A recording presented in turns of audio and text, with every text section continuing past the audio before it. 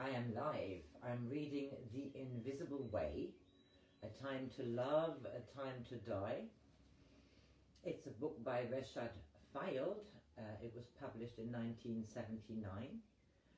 He passed away in 2016. It's the description of his journey to Turkey and back to England. He was advised to visit Elizabeth, and he did, and she advised him to meet John. John, who is an old friend of Elizabeth, and they are in Wales, and John is dying. And Noor, who is the love of Reshad, is with him. And I finished here in chapter 14, and I have a little bit left of this chapter.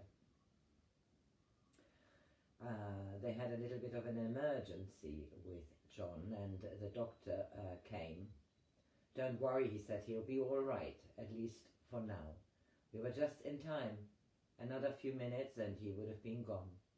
I must go and wash now, and then there are a few things I want to talk to you about. You needn't go upstairs just yet. I've given him a heavy sedative, and it's better that he sleeps. I should introduce myself, he said, when he returned a little later. My name is Jim Butler. John has just been speaking to me about you. Presumably you know of his condition. We do not know how long he has, but he has probably told you this. All of us have been amazed by his lack of fear. He has recently taken myself and Margaret Rhodes as his confidants in this, and asked that old acquaintances do not visit him. He said that he had got his life in order, yet there was something else he had to do before he died. We used to ask him what it was, but he would not say, or perhaps could not. He just repeated that he felt there was still time to complete something. After all these years, I still don't know what he's getting at most of the time. Even with a scientist who used to visit him, I was completely out of my depth. But he has told me that you two came to help towards this completion. Does that make sense to you? Not really, I answered. All we feel is that we are playing roles in a play with an inevitable ending. Sorry. It's as though we're caught in something we can't get out of, even if we wanted to. John seemed like my own father in a strange way. I understand. He has meant a great deal to all of us in the village. He's an extraordinary man, continuously giving, never speaking ill of anyone, and seldom complaining.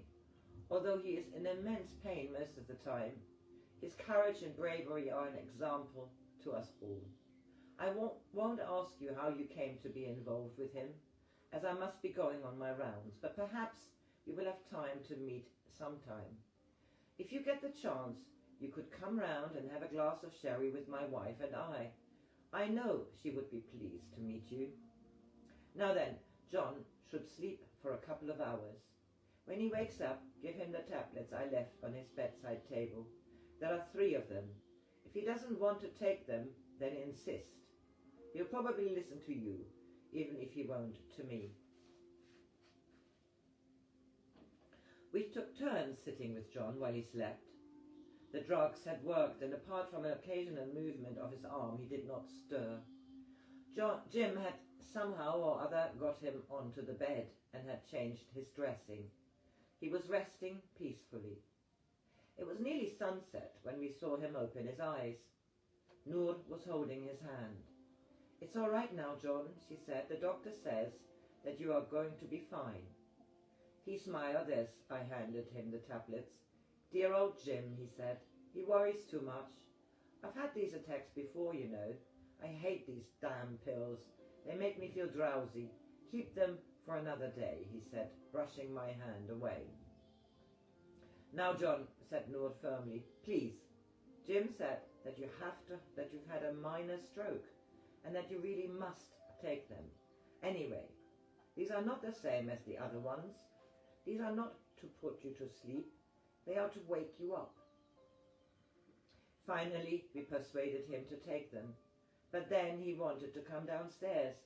His recovery was so remarkable, it was almost unbelievable to see him so changed. Wouldn't it be better if you stayed up here and rested? We begged, but he wouldn't take any notice. This is my life, he said. Come on now.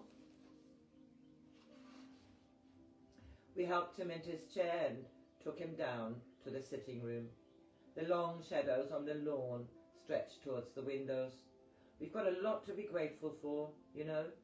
Let's be quiet for a while together.